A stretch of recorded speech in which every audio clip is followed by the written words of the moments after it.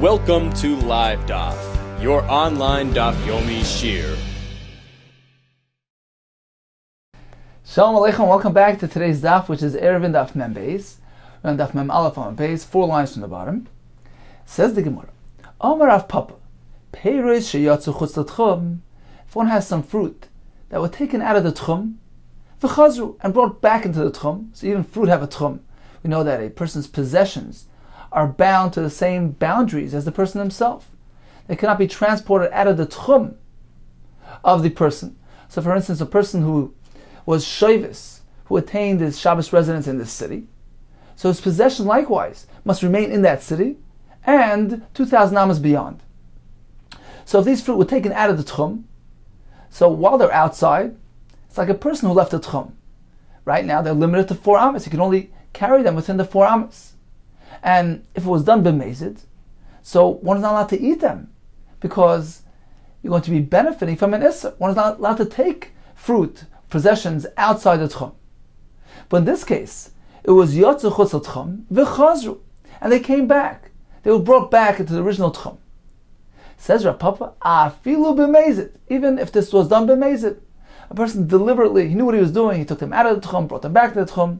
Lo yefsidu as mekayman, they haven't lost their makim, meaning they revert back to the original tchum. Since they're back in the original boundaries, you can carry them throughout that area, and you'll have to eat them. Now this is unlike an adam, a person who left his tchum, as we learned in the Mishnah. If a person goes out of the tchum, so he's limited to 4 amas. He must remain within that dal amas. If he decides to leave that 4 amas, which is considered to be his current tchum, to leave that and go back into town, he hasn't gained anything because he wasn't allowed to leave those 4 amas. He's still considered like a yotzei chutz l'tchum, and he'll still be limited to 4 amas. The only way that a person could regain the original tchum is if he was carried out. Let's say Nachrim carried him both ways. So in this case, he's not at fault. He's not held accountable for it. He's not considered to be a yotzei chutz l'tchum. He's merely like an object. In this case, since he was carried out and back in against his will, he gets back the original tchum. He's not considered a yotzei. He never left the tchum. He didn't do it on his own. He was carried out against his will. So in this case, when he comes back, it's as though nothing happened. Says Rav Papa, when it comes to peiros, when it comes to these fruit, even if it was b'mezid, a person willingly, deliberately carried them out. So at that point, when they're still outside, they're limited to 4 amas, one cannot partake in that fruit because he's benefiting from the isser. But if he decided to bring them back as well, he did a double isser. Says Rav Papa, they regain their original tchum. Why is that? My time, anu sininu. They're like a oines, they're faultless. It's not their fault, they're not held accountable for the isser that this person did by carrying them out and back in. Therefore, they're just like the case of the person who was transported 2 ways by the goyim. Therefore, they're back in their tchum, and one can carry them throughout the entire area, just like originally he was able to, and also they may be eaten, because since we don't consider these fruit to have left the tchum, they're not like yotzei chutz l'tchum, they didn't do anything wrong, so they're not limited to 4 amas. And likewise, there's nothing wrong with eating them, because there was no harm done. This is where they were originally. So he took them out and brought them back in. Says, oh, nothing happened. It's not considered to be having hana, benefiting, tangible hana from the hoitzach l'tchum. This is where they were originally, and this is where they are now. No harm was done. He says, oh, nothing happened. So that's the chiddush of Papa. Peiros that were transported both ways, even b'mezid, it's okay. Says the Gemara, Eisvei Rav Yosef Bar Shmaya. So he asked the kasha of Rav Papa. We have a brayse. Rav Nechemya, Rav Lezer ben Yaakov Oimrim, L'oilam asur. So also referring to fruit. So these fruit that were taken out of the tchum will remain asur ad sheyachzru l'mekayman shogigin. They're asur unless they're back in their original place, and this was done b'shogig. Only then can one eat it. Now, just for clarity, whenever we speak about isser and heter in our sugi here, pertaining to fruit, we're speaking about 2 aspects. Number 1, that the heter means that you can carry them throughout the entire area. They're not limited to 4 amas. And it also means you're allowed to eat them. it's not considered to be benefiting from an Isser.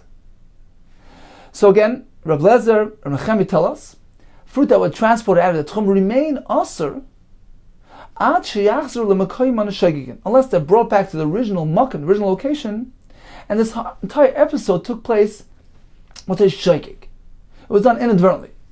B'Shaygig in, only then, b'mezid loy, but otherwise, if it was taken out, b'mezid, transported deliberately, there's no way to eat these fruits. So apparently, according to this brisa, this halacha won't be true. If fruit were transported b'mezid, even if they're back in the original location, they're asr. They're restricted. They're considered like something which left at Tchum, and they're limited to 4 amas. You can't eat them because you're going to be benefiting from an Isser.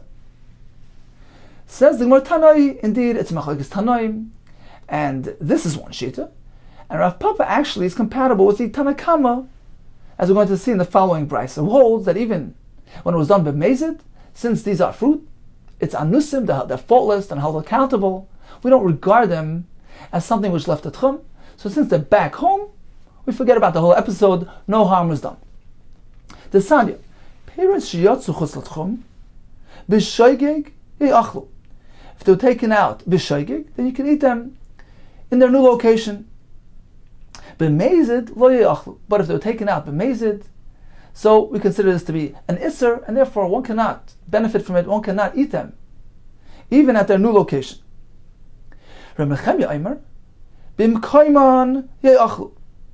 When they're in their original location, meaning if they will return back to where they were taken from, then you can eat them. Shaloi b'mkayman. But if they're out of their original location, they're sitting outside the tchum, lo ye'achlu, then one cannot eat these fruit. It says, well, let's analyze what Nechemia is saying. My b'mkayman. So when he says that you can eat them provided they're back in the original location, what are we speaking about? How do they get back? How are they transported? If they were transported b'mezid, in that case, Nechemia will hold, well, since they're back home, it's okay. And in accordance with Rav Papa told us that there are nusim, they're faultless, and even if it was done b'mezid, we don't attribute that to the fruit, they're not held accountable, we regard it as though nothing happened. Is that what Nechemia is saying? That can't be. Because it's clearly stated in the brisa that we mentioned earlier, Reb Nechemia, Rav Lezer ben Yaakov Eimer, Lo'olam asurim, they'll always remain asur, ad sheyachzru lemekayim shayigim. They're asur unless 2 things took place. They're back in the original location, and number 2, it was done b'shayigig. B'shayigig in, only when it was done b'shayigig, in which case an isser was not committed. B'mezid loy, but if it was done b'mezid, they were transported b'mezid, you cannot partake in these fruit, even if they're back in their location, because according to these shitas, although the fruits themselves are not held accountable, not responsible, they are nusim. But we reckon with the fact that a person committed an isser. He has transported them b'mezid. He's taken them out and back into the tchum b'mezid. So we regard even the fruit as though they were yotzei chutz l'tchum. They're considered like somebody who left the tchum, and they're limited to 4 amas, and one cannot eat them, even if they're back home, because he's benefiting from an isser. So it's very clear that according to Reb Nechemia, you cannot eat the fruit, even if it's back in its location, if it was done b'mezid. So apparently that's not what Reb Nechemia is saying. He's not allowing it to be eaten when it's back in its location, b'mezid. Elalav must be what was Reb Nechemia saying when he said b'mkayman yachlu? If it's back home, it can be eaten. What case? Elalav b'mkayman b'shaygig. Specifically, if it was done b'shaygig, meaning you need 2 positive elements here. Number 1, there was no aver really committed because it was done b'shaygig. There's no isser here. Number 2, currently speaking, it's back in its original tchum. But if it's outside, if it's sitting chutz l'tchum, you cannot eat these fruit. So that's the shita of Reb Nechemia or Rav Lezer ben Yaakov. Both positive elements are required to allow these fruits to be eaten. And the Tanakama will hold, no. He'll say, well, if it's b'shaygig and it's still out of the tchum, that's okay, because there's one positive element here. It's b'shaygig, no issa was done. Number 2, if it's back home and it's in its original tchum, even if it was b'mezid, it's okay. And according to Rav Papa, meaning, according to Tanakama, even one positive element is sufficient to allow partaking in these fruits. Let's approach the Brisa as though it's missing some words. And this is how we're meant to learn it. The Brisa begins with Tanakama, Perish that were taken out of Tchum, if it was done b'shoigeg, in which case there was no isser done, then you can eat them. B'mezid lo yachlu. But if it was taken out b'mezid, so there was an isser that took place, then they cannot be eaten. Ba'ameh dvar mamur. When is this isser apply? When is it said? Shaloi b'mkayman.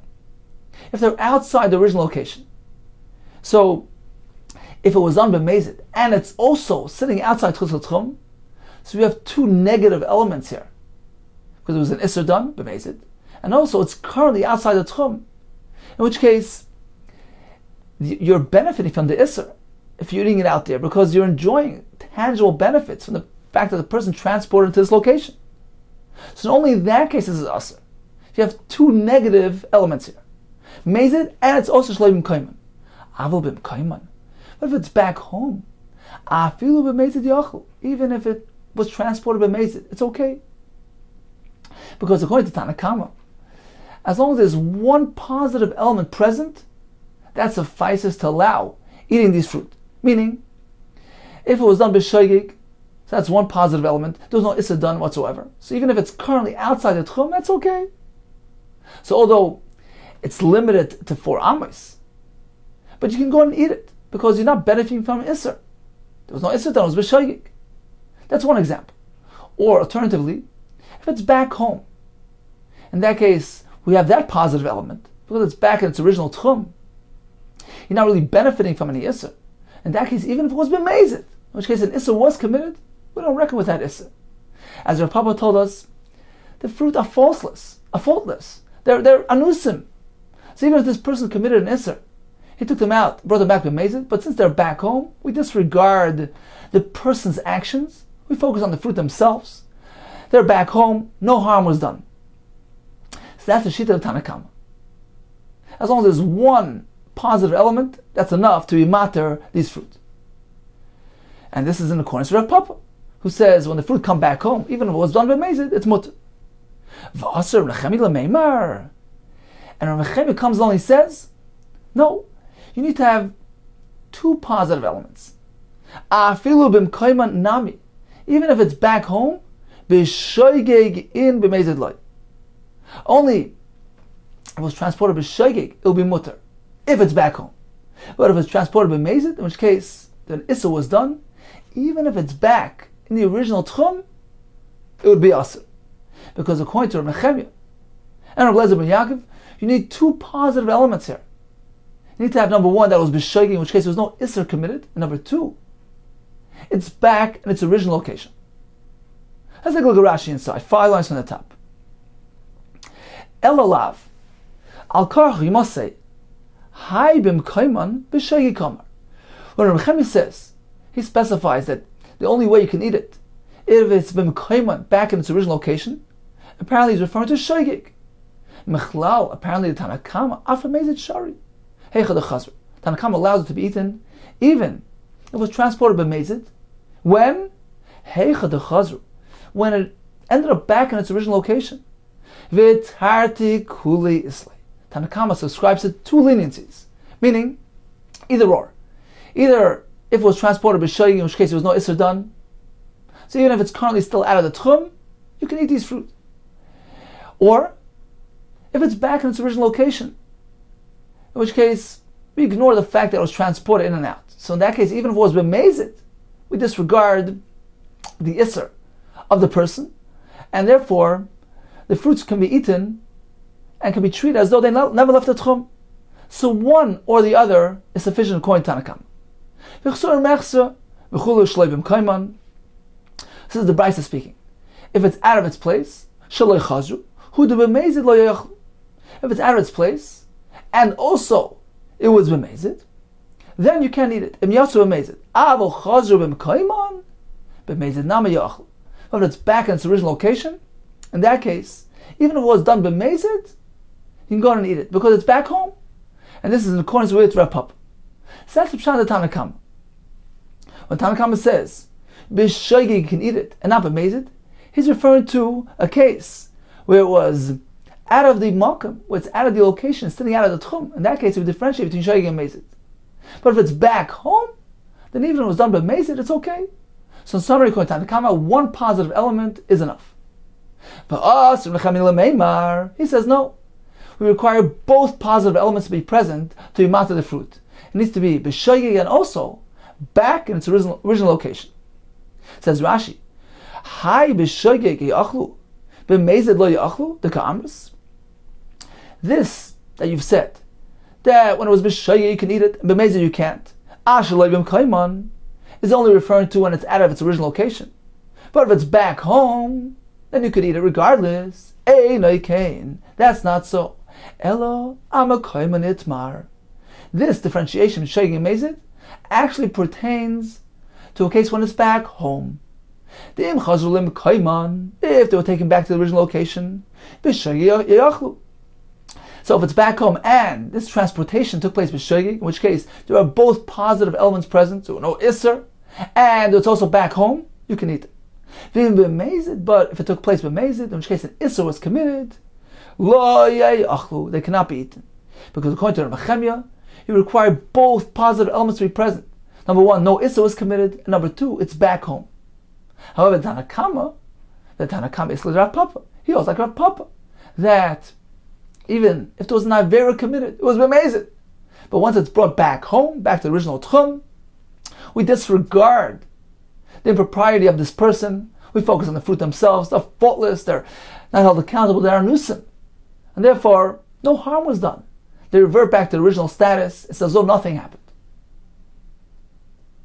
Let's see the Gemara.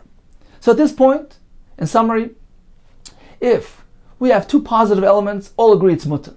Meaning if it was b'shoigeg, no isser was committed, and also the fruit are back home, all agree it's mutter. When there are two negative elements here, meaning it was b'mezid and it's still sitting out there, all agree it's aser because he's benefiting from the isser by eating it out there. So certainly the fruit cannot be eaten according to all shittas. The question is, if one or the other are present, meaning it's back home but it was b'mezid, or it's sitting outside the tchum, but it was b'shoigeg, in which case an isser was not committed, then we have a machlekes. According to Tanna Kama, it's mutter, and according to Nehemiah, it's us. Says the Gemara, Loi, let's not assume this is the right interpretation of the machlekes. Perhaps all agree that if there was a mezid committed here, if there was an isser done, it would be us even if it was returned back to its original location, unlike Rav Papa. Says the Gemara, even if it's a back b'm kaiman, but if it was done b'mezid, all agree perhaps that it's aser, because an isser was done, and you may not benefit from the isser. You can't eat these fruit, and this is not like Rav Papa. How are we going to interpret the machlekes? Machlekes only pertains to a case where it was b'shoigeg and shaloi b'm kaiman. So there's one positive and one negative element here. It was b'shoigeg, no isser was done, but it's currently out of its location. Shaloi b'm kaiman. Perhaps only in that case is there a machlekes. Tanna Kama who allows, and Nehemiah doesn't. V'acha b'shoigeg shaloi b'm kaiman pligi. Tanna Kama savar b'shoigeg shari shaloi b'm kaiman. He says, well, even if it's out of its location, but since it was b'shoigeg, in which case there was no isser done, he's not benefiting from an isser, and therefore he can eat it out of the tchum, within the 4 amos, of course. From Nehemiah savar afilu shoigeg, even if it was done b'shoigeg, in which case no isser was committed, b'im koiman in, if they're back in the original location, in which case you have two positive elements. Number one, on account of the intent, there was a shoigeg, there was no isser, and number two, on account of its location, it's back home. Only then can you use it. But if it's outside of its original location, so although you have the positive element of lack of intent, it was b'shoigeg, no isser was done, but since it's out of its location, you cannot eat these fruits. So that's the machlekes. Why would you not be able to eat it? It explains Taisus because there's a concern that if we allow him to eat it, since really you must keep them within 4 amas. The concern, if you allow somebody to eat it, perhaps they'll take it out of the 4 amas unknowingly. Therefore, Mechemia holds, you may not eat these fruit even if they were transported b'sheigig. So perhaps that's the pshat machlekes. But all would agree that if there was any mazid involved, that it's also, even if it was brought back to the original location, you may not partake, may not benefit from something where an issa was committed.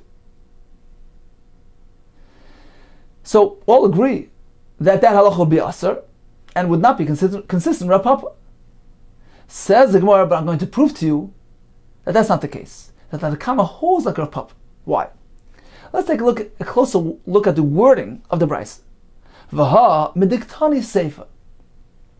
Because if we take a look at the Brisa, the other Brisa that was brought, the Gemara calls it the Seifa. Reb Mechemia, Reb Lezer, and Yaakov Oimrim, L'olam asurim, fruit that were transported out of the Tchum, will remain asur until ad sheyachshu l'mekayim sheigigin, unless they return back to the original location and was done b'sheigig. Sheigigin, only b'sheigig, b'mezid loy, but not b'mezid.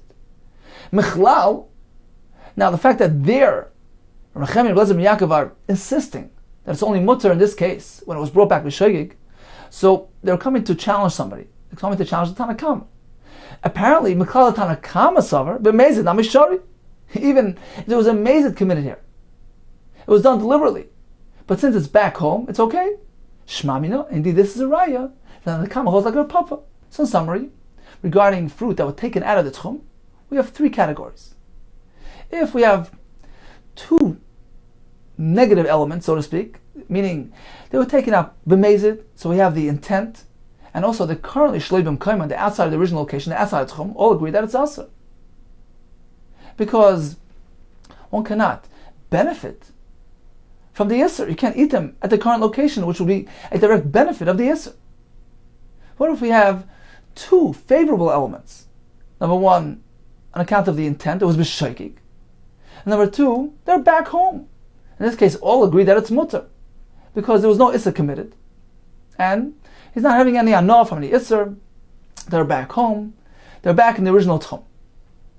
What if we have 1 favorable and 1 unfavorable element here? For instance, it was done b'mezid, so that's the negative aspect, but they're bim kayman, they were brought back to the original location. The Gemara concluded, according to Tanakama, it's mutter. In accordance with Shittas Rav Papa, we don't consider eating them as though you're benefiting from the Isser, because they're back home. We don't hold the fruit accountable. They're not like a Yotze Chutz L'Tchum. They were carried in both directions. They're faultless, they're anusim, and therefore one can eat them, since they're back in the original location, and they regain the original Tchum. According to Nechemia, Blazer Yaakov, even in this case it would be also because a mezid was done, and he's going to be benefiting from the Isser that was done with the fruit. Likewise, in the case where it was b'sheigig, so we have that positive element, but it's shleibim kaiman, it's outside of its original location. So we have 1 pro, 1 con, the same machlekes. According to the Kama, it will be mutter, because there was no Issa committed, it was b'sheigig. Whereas according to the other shittas, it's asur. So it's explained, although in theory they agree that one should be allowed to eat it, since there was no Issa committed, he's not benefiting from an Issa. So one can eat them as long as they remain within the 4 amma, a space that was granted to them. However, if we allow them to eat it, perhaps one will go ahead and inadvertently carry it out of the 4 amas, which is us, and therefore, Reb Mechemia, Reb Yaakov hold, even in this case, one is not allowed to eat those fruits. Continues the Gemara. A person was out in the wilderness, he's walking along, and he can't really determine the Tchum Shabbos. How's he meant to know how far he can walk? So very simple. He walks 2,000 average steps, as Rashi says, which is presumed to be an amma. And this is regarded as his Tchum Shabbos. So for instance, he knows that from the point at which he was present during Ben Hashmashas, the onset of Shabbos, from there he may walk 2,000 steps, average steps, and that becomes his Tchum Shabbos. Now, perhaps it's not going to result in a precise 2,000 amma. Nevertheless, the Chachamim said this is sufficient to measure, to calculate the Tchum Shabbos. V'amar of Nachman Amar Shmuel, Shabbos bebikr, if a person spends Shabbos out in the open, in a valley, v'kifua nachar mechitza b'Shabbos. And what happened? In the middle of Shabbos, suddenly, Goyim showed up, and they surrounded the area with mechitzas. It became an enclosed area. Now these mechitzas are valid mechitzas. What is the halacha? Can this person walk throughout this entire enclosure or not? Says Rav Nachman, in the name of Shmuel, Mahalach al-payim amma. This person can only walk 2,000 amma around where he was shavis, where he was present during Ben Hashmashos, but he cannot walk past 2,000 amma, even though he's right now surrounded in this huge enclosure, which is much larger than 2,000 amma. He's limited to his original tchum, which is 2,000. But he's allowed to be metaltal, chafetzim, he can carry objects throughout this entire enclosure, which is now Rosh Hashanah. Even in this section which is beyond his tchum, how's he going to be metaltal? By throwing. Let's take a look at Rashi inside, which is 13 lines from the bottom.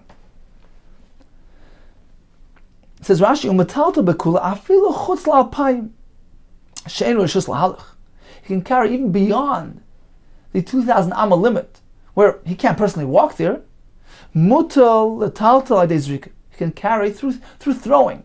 Kolaymar, meaning mutal lizruk sham. He can throw there. He can play some ball. He can throw an object into the section beyond his tchum. The kaimelan, because we learned mechitza so b'Shabbos shma mechitza. Even a mechitza which was constructed on Shabbos is considered to be a valid mechitza. So this allows him to carry throughout his entire enclosure. But when it comes to walking, he's limited. His tchum doesn't change, because let's remember, during Ben Hashmashos, there were no mechitzas here. This entire enclosure cannot be regarded as his Shabbos residence. He was shabbos out in the open, so his tchum remains limited to 2,000 am. He can only walk up until 2,000, but past that 2,000, he can still carry something, because it's within the enclosure. Says Rashi, Me'el Shaminon. So from these words, the fact that Rav Nachman tells us he can throw beyond his tchum, we hear from this the betoich alpayim metaltal kedarka. Within the 2,000, certainly he can freely carry as usual. The mechitzas nina, because he's within an enclosed area. So when it comes to walking, he's limited to 2,000 amma. He can carry just regularly through that area, because he's surrounded with mechitzas, which is sheyachid. But in the space, in the section beyond his 2,000, he can no longer walk there. He must stop right there, but he can carry there by zrika, by throwing something into that section. So that's the shita of Rav Nachman Amar Shmuel. Continues the Gemara. Rav Huna Amar, Mahalach al-payim amma. Certainly when it comes to walking, he's limited to 2,000. Umetaltal dal damas. When it comes to carrying something, he's very restricted. He can only carry within 4 amis. He can't carry freely throughout this enclosure. Ask the Gemara, why can't he be metaltal throughout the entire enclosure, like Rav Nachman said, through throwing? There's a concern that if you allow him to throw to the section that's beyond his tchum, he might be drawn, he might follow the object which he threw. He might decide that he needs it, and inadvertently walk beyond his tchum. Okay, so that explains why he can't throw something beyond his tchum. However, within the 2,000, why can't he just carry ki'urche? Just normally. What's wrong with carrying within the tchum, which now is surrounded by mechitzas, which is just a yachid? There's no concern there. He's allowed to walk there. Says the Gemara, you know what the reason is? Mishum dahave kemechitza shenifratze b'malaya l'makom asala. The reason why he cannot carry, even within his 2,000 amma enclosure, and we treat it like a carmelis, right? We said he can only be metaltal within 4 amas. He can't carry something past 4 amas. It's like a carmelis. You know why? The reason is because, according to Rav Huna, based on this gzera, we don't allow him to transfer something into the section which is beyond his tchum, right? There's a gzera shemi yimashach. He might follow it. So halacha is, whenever we have an area which is open, which has been breached, completely exposed to another area to which it cannot transfer, it's nifritza l'makom asala, that interferes with the status of the first section as well. It's as though it's open to a carmelis. So the two areas interfere with each other. And unless he separates himself, cordons himself off from the other area, it's as though he's open to a carmelis and he cannot carry, as though it's a place which doesn't have mechitzas. And therefore, he's restricted. He can only carry within 4 amas. He cannot carry 4 amas or more. So that's the Pshat Rav Huna. Mishum dava kemechitza shenifritza l'mak b'malaya. It's as though a mechitza was breached, completely breached and exposed l'makom asala, to a place to which he cannot transfer something to, like a carmelis. Likewise, in this case, since you don't allow him to transfer to the section beyond his tchum, it's a makom asala. So even the section within the tchum is asur. You cannot carry 4 amas there. It's been breached to makom asala. It's like a place which has no mechitzas. And therefore, Rav Huna says, the only way you can carry is within 4 amas, like a carmelis. Continues the Gemara. So at this point we have 2 shittas. Where Rav Huna, who doesn't allow carrying into that section beyond his tchum, and as a result of that, he's prohibited from carrying even within his tchum. And this is based on the Gzera Shem Yimashech. He might be drawn and tempted to follow the object into that forbidden area. Whereas Rav Nachman says there's no such concern. Not only can he carry within the 2,000 amma area, he can also transfer something beyond that section as well. Continues the Gemara with another quote, which seems to be a third shita. Chia barav amar, mahalach al payim amma. So when it comes to walking, he's limited to 2,000. Umetalta ba payim amma. When it comes to carrying, he can only carry within the 2,000 amma. Says the Gemara, Kaman. And according to whose shita is he making this statement? Whose reasoning is he following? To like Rav Nachman, like Rav Huna.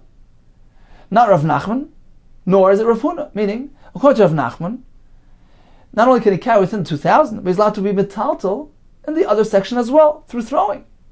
So apparently he's not following that shita. Nor is he following Rav Huna.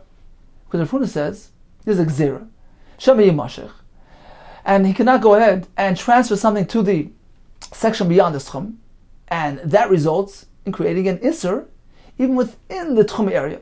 He's limited to within 4 amas, like a carmelis, because it's nifrit l'makom asala. So according to Chiba Rav, who seems to hold that you cannot go ahead and transfer to the area beyond, he says you can only be metaltal within the 2,000. So if that's the case, meaning he's following Rav Huna's gzera, so how could he allow carrying within the 2,000? It's been breached and exposed to makom asur.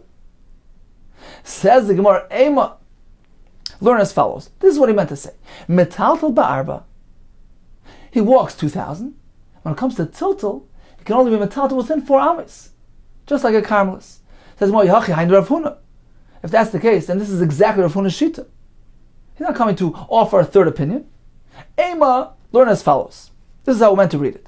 V'chein Amar Rav Chia Barav.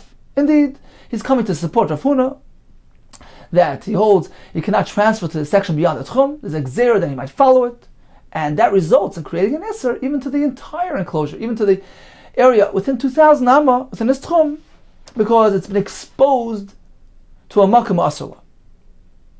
Amar le Rav Nachman Rav Huna. So Rav Nachman holds there's no gzera Shema Yimashech. Rav Huna holds there is. Rav Nachman turned to Rav Huna.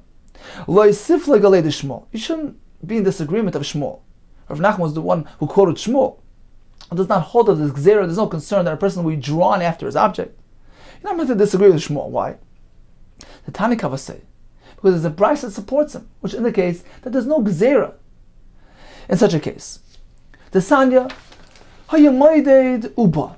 If a person was walking along and calculating his tchum, and what happened? V'kolsa midasa b'chatzir, and his calculation, his tchum, ended smack in the middle of the city. Says the brayso, mutal talta b'chalir kula. This fellow is allowed to carry throughout the entire city. A city that has mechitzas, that has an erev, perhaps it's Yom Tov. Ubelvad provided shaloi yavar satchum b'raglov. He doesn't walk past the tchum. Says Rav Nachman, if you can't walk past the tchum, how is he going to be metaltal in this section of the city that's beyond his tchum. But my metaltal. How is he meant to carry? Lavali dezrika. Apparently, we're speaking about throwing something.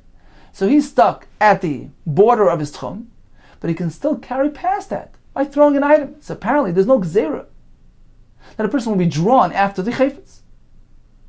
Amar Afuna loy al yidei meshficha. We're not speaking about throwing. We're speaking about meshicha, pulling towards oneself. In this case, explains Rashi, there's no concern he's going to follow his chayfetz. When a person throws something, perhaps he'll decide, oh, I'd like to go retrieve it. So there, Rav Huna says there's a concern. He might be drawn past the schum after his object. But if he's merely bringing something towards himself, in this case, there's no concern. So that's the case that the Bryce is speaking about. He's limited to half the city. He can't walk past that. But he can be metaltal past the boundary by bringing something in from outside, bringing something in to the tchum, in which case there's no concern. This will lead him to walk past the tchum. However, in our case that we mentioned earlier, with the person who was out in the field, in the bika, and he has these mechitzas that were erected on Shabbos, we cannot allow him to even throw past the tchum, because he might go ahead and follow his item, in which case he's going to be going past the tchum. If this person was walking along and measuring, calculating his tchum, and it ended right in the middle of the chatzar. He can only walk up until that point, not past. Pshita, of course, why would I think otherwise? Ema, learn as follows. This is what he meant to say. We give him half the chatzar. He's allowed to walk within that first half. Hainami Pshita, this is also obvious. Why would I think otherwise? Says the Gemara. Perhaps I would think there's a concern here. Leichush, we should be concerned. Perhaps if you allow him to walk within that first half of the chatzar, since a chatzar is a courtyard is a commonly used area, it's not like the mechitzas which were constructed out in the field, in the bika. This is a permanent structure. It's a chatzar. It's commonly used. It's a residential area. Perhaps I'll make a mistake. I'll confuse matters. I'll say, well, if I can walk up until this point, why can't I walk further? It's considered to be one enclosed area, and perhaps this will lead him past this tchum. Kamashmon, Rav Huna says there's no such concern. He can walk up to the halfway point of the chatzar without any concerns. Over Rav Nachman, Moideli Huna, although Rav Huna held that there's a gzera of Shema Yamashich, a person is allowed to throw past the tchum, perhaps he'll follow the chayfetz. Rav Huna is moided to me. He'll agree to me in the following case. This person was walking along, calculating his tchum, and his boundary ended right in front of the home. So we're speaking about a home that perhaps doesn't even have a doorway. It only has this sfas tikra, the face of the ceiling, which is facing this person. In this case, since he has a very, very visible signpost here, look, I can only walk up until the home. The home itself, under that ceiling, is off limits. It's beyond my tchum. So since he has that mental signpost here, mutal taltab halbayis. In this case, certainly even Rav Huna would agree. He can't walk into the home. It's beyond his tchum, but he's allowed to be metaltal. He can throw something throughout the entire home. My time and why? Why is this different? The face of that ceiling, which is facing the person, makes it clear and evident. Look, I'm limited up until the home. His boundary has been clearly demarcated. There's no concern that will be drawn into the home.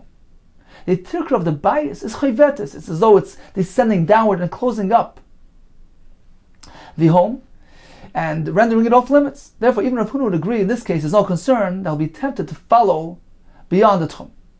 So in summary, we had a case where a person was Shabbos Babika. He spent Shabbos out in the open valley. On Shabbos itself, some nachrim came along and constructed a mechitza around this huge area. So when it comes to walking, all agree he's limited to his original tchum of 2,000 amma. When it comes to being metaltal achayvetz v'machlekes, according to Rav Nachman, he can carry freely throughout the tchum. When it comes to the section that's beyond this tchum, he can also carry there aydei zrika, by throwing something into that area. There's no concern that he might be drawn after his chayfetz and walk beyond the tchum. According to Rav Huna, there is such a gzera. Therefore, he says, when it comes to carrying things around, he must do it within 4 amas. Even in the Tchum area. Why? Because he cannot go ahead and transfer something to the section beyond the Tchum. There's a concern that he might follow that item into that area. So based on that, an Isser applies to the entire enclosure, because even the section of the Tchum area has been exposed fully to an area to which it cannot transfer, which is regarded like a harmless as far as he's concerned. And therefore, the halacha is that a place which has a mechitza which was nifratz, a place which is asr, is regarded like a harmless, and therefore he's restricted and limited in his carrying ability. He can only carry within 4 amas like a harmless. The Gemara concludes that Rav Huna would agree in the following 2 cases. If he's drawing an item towards himself, in which case there's no concern that he's going to follow that item out. And as we just learned, the Sfas Tikra, the edge, the face of the ceiling of the home, which is right in front of him, which tells him to stop, which clearly demarcates the boundaries here and eliminates the concern that perhaps he might be drawn into the home. Continues the Gemara. Amar Rav Huna Brei Rav Nasan. So we have a machlekes, Rav Nachman says there's no gzeira shami yimashech, and Rav Huna says there is. Ki Tanoi, it appears that there's a machlekes Tanoim, which is actually based on this very question. Machlekes we had in our Mishnah. Ha'lichu li'ir acheres. The Goyim took this person out of his tchum, and they transported him to a different city. V'nosnu b'dir besar, or in these enclosed areas. What happens? For machlekes, Rabbi Gamliel, Rabbi Lezer, and Azariah Omer, we regard this enclosed area like 4 amas. It's considered to be like one residential area. Mahalach eskula, you can walk freely throughout this entire enclosure. Although, generally speaking, a person who's taken out of the tchum is now limited and restricted to 4 amas. But since he was placed in a makei mukav mechitzas, we consider this entire enclosure like one residential area, like 4 amas, and therefore he can walk throughout the entire area. Rabbi Shua, Rabbi Kiva, no, ein le'alab amos. Since he wasn't in this area at the onset of Shabbos, we can't regard this like his personal place of residence, and therefore he's limited to 4 amas. So we have this machlekes.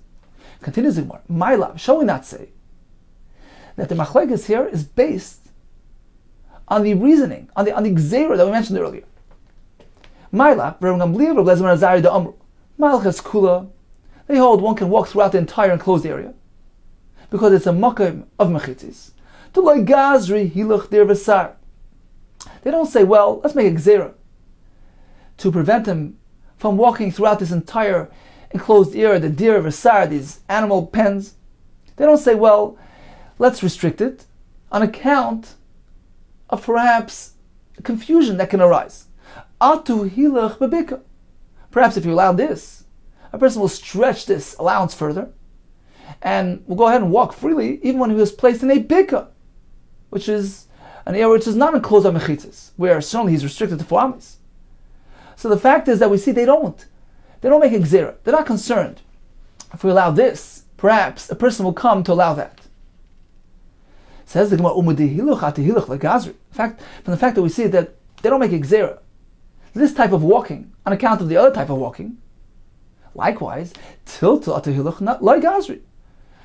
In a case of a tiltal question, they won't say, well, it's usher to be metaltal past your tchum in that enclosed area where the goyim erected that mechitza and the bika, for concern that perhaps it might lead him to walk past the tchum. Tiltal atahiluch like gazri. They don't apply these gzeras when it comes to the tchum. So that appears to be their shita.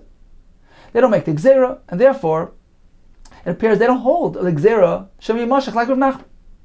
On the other hand, we have Rabbi Yeshua, Rabbi Kiva Da'imrim, ein le'arba amos. When this person was placed by the goyim in this enclosed area, he's restricted to 4 amos. Why? Apparently there's a gzera here. The gazri hiluch divrasar. They say, well, one should not walk freely throughout this entire divrasar, even though it's in a closed area. Why? Because it might lead to confusion. They make a gzera, in this case, otu, on account of hiluch de bika. If a person was placed by the goyim in a bika, in a unfenced area, one is not allowed to walk throughout this entire valley because it's an unfenced area. He's restricted to 4 amos. Therefore, they say, even when he was placed in a makom mukav mechitzas, he's meant to limit himself to 4 amos on account of confusion. It shouldn't lead him to do so when it happened with an open area. From the fact that we see that they apply a gzera to one situation of hiluch on account of another situation of hiluch. Likewise, they would apply a gzera here as well. Tiltul to hiluch, not megazri. Perhaps they would say, well, when it comes to carrying, in this case where the person was surrounded by mechitzes and his tchum ended at a certain point, and he'd like to carry even beyond that by throwing something, tiltul atu hiluch, not megazri. Likewise, they would apply a gzera that a person should not carry past the tchum section because he might be drawn after his chayfetz. It might lead him to hiluch, which is aser, to walk past the tchum. So the Gemara at this point connects the two things. The first shita will not hold of the gzera, and the second shita will hold of the gzera. Says the Gemara Mimai, how do you know to connect the two things? Perhaps these two discussions are totally unrelated.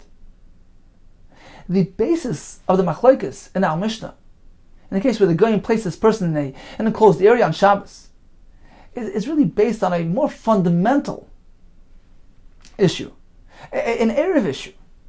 Why? Dilma, ki loy gazi, Rav Gamliel, Reb Eliezer ben Azariah.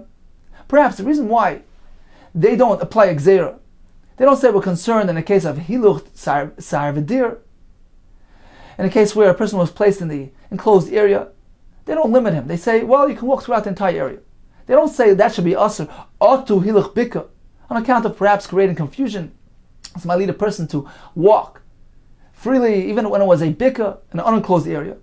You know why they don't apply gzera? They're not concerned. Hanimili hasam. That only pertains there. Why? The shnei mekayim saying these two areas, the enclosed area and the exposed area, are two separate types of areas. There's no reason to suspect that won't confuse one for the other. So when they place the person in an enclosed area, why not walk throughout the entire area? It's a makam of dal damas. We treat it like a residential area, like one makam dal damas. As opposed to the bika, which is an exposed area, a person certainly would not even think of walking past dal damas. There are two different types, two varieties, there are two different types. Aval tiltul atu hiluch, the makam echadu. But in the case where we're dealing with one place, one enclosure. For instance, the case that we discussed earlier, the person was Shabbos Babika, so during Ben Hashmashos he was open and exposed in the valley. On Shabbos some mechitzas showed up, in which case he can walk up to 2,000. And the question is, can he go ahead and throw something, even at this section, which is beyond his tchum? Over there perhaps, there's more reason to be concerned. It's makam echad. If you allow him to carry into that area, perhaps he'll forget himself and continue walking past his chayfetz. He'll say, look, it's one makam, you want to differentiate between one place and the other. It can lead to confusion. So in that case, in this case, certainly, perhaps they would apply the gzera. Don't carry beyond your tchum because you might be drawn after your chayfetz. So perhaps Rav Gamliel and Reb Eliezer ben Azariah, even though when it comes to the halach of the Goyim placing the person in a der v'sad, they allow, because there's no reason for confusion, there's no basis for gzera, as opposed to this case where there is a basis. So that's on one hand. On the other hand, Rabbi Shur, Akiva Nami, they as well, perhaps their shita is based on a more fundamental issue here. How do you know that the reason why they don't allow a person, when he was placed by Goyim in a closed area, to walk throughout this entire area, he's limited to farms, perhaps that's nothing to do with gzera? How do you know that's related to gzera? Because that can lead to a pitfall in a different situation, or lead him to walk even in a case where it's an exposed area like a bika. How do you know it has to do with that? Dilma, perhaps the reason there is, it's based on the following concept. Mishum de kasavi, they hold. Ki amrinam kalabayis kulei ka'ara amisdami. When do we say? When do you adopt a formula that the entire home is considered to be like one unit? And regardless of its large size, we consider it merely like 4 amas. This is the person's personal space. When do we adopt that formula? Hanimili, that's only when a person was present in this enclosure by when it was still day, meaning he was there at the onset of Shabbos. This was his Shabbos residence. So at the point of Ben Hashmashos, when the Shabbos residence becomes initiated and established, this fellow was where? Within these mechitzes. Therefore, this entire enclosure is considered like his residence, his personal space. It's merely regarded like 4 amas. Avol hecha deloy shavas ba'aver mechitzim b'yadayim. But in a case such as where the goyim transported him out of the tchum, brought him into a place of mechitzis, he wasn't there in b'yadayim. It was loy shavas ba'aver mechitzim b'yadayim. He wasn't there at the onset of Shabbos. This place was not established as his Shabbos residence. Loy. In this case, we don't say that the entire enclosure is regarded like 4 amas. Your home is elsewhere, in your original Makom Shvisa. Just because you were brought here on Shabbos, this doesn't turn into your Shabbos residence. We can't regard this entire enclosure as your personal space. Rather, we give you 4 amas. So even if you're in a Makom Mechitzes, you're limited to 4 amas. So this is the point of contention between the two shittas here. It's unrelated. The question of Gzeira, which was discussed earlier between Rav Nachman and Rav Huna. Concludes the Gemara. Omar Rav, Hilchas Rav Gamliel, Bedir V'Sar Sfina. The halacha follows Rav Gamliel that if a person finds himself in a Makom Mechitzes, like the deer, the sar, or the ship, he's allowed to walk throughout the entire area. He's not limited to 4 amas. It's as though we gave him. It's as though we initiated a new Makom Shvisa for him. Even though he wasn't there during Hashmashes, this becomes his new Shabbos residence. So since it's in a Makom of Mechitzes, the entire area is 1 unit. It's considered like merely 4 amas. Ushmol Amar, Hilchas Rav Gamliel b'Sfina. We only follow Rav Gamliel by a ship. I can walk throughout the ship. Aval b'dir v'sar loy. When it comes to a dir v'sar, we don't follow Rav Gamliel's shita, and is limited to 4 amas. So the Gemara will proceed to expound on this and explain what's the difference between one case and the other. Perhaps it would be wise to leave it for tomorrow. So in summary, let's just review today's daf. We began with the case of the Paris, which was transported out of the Tchum. We have 4 scenarios. When we have 2 elements which are unfavorable, they were taken out of the Tchum b'mezit, so Issa was done, and they're currently out of their place. All agree, one is not allowed to eat them, because he's going to be benefiting from the Issa. If it was done b'shoiging, in which case an Issa was not done, and they're back in the original location, it says, oh, nothing happened. All agree, we'll go ahead and eat them, because no Issa was done, he's not benefiting from Issa, and it's back in its original Tchum. In a situation where we have 2 elements, one positive and one negative, for instance, if it was transported b'mezit, but the fruit are back in the original location, b'mkaiman, according to Tanakama, it's mutter to eat them, like Rav Papa Shita, anusim ninu. They're faultless. They're not held accountable for the Isser that was done to them by this person. Therefore, since they're back in the original location, they receive the original Tchum back, and one can eat them without any concern because he's not benefiting from any Isser. This is what they were originally. According to Nechemia, in this case it's Asr because at the end of the day an Isser was committed, and he's benefiting from the Isser. In a case where they've been transported b'shoigig, so that's one positive element. There's no intent, but they're shleibim kaiman. The location is problematic. They're outside the tchum. In this case as well, Tanakama says it's mutter, as long as he keeps them within their 4 amas. According to the other sheet, this is asr, as it explains, because if we allow them to be eaten, perhaps one might go ahead and remove them out of their 4 amma limit. We learned that if a person is out in the wilderness, he'd like to calculate Tchum Shabbos. How does he do so?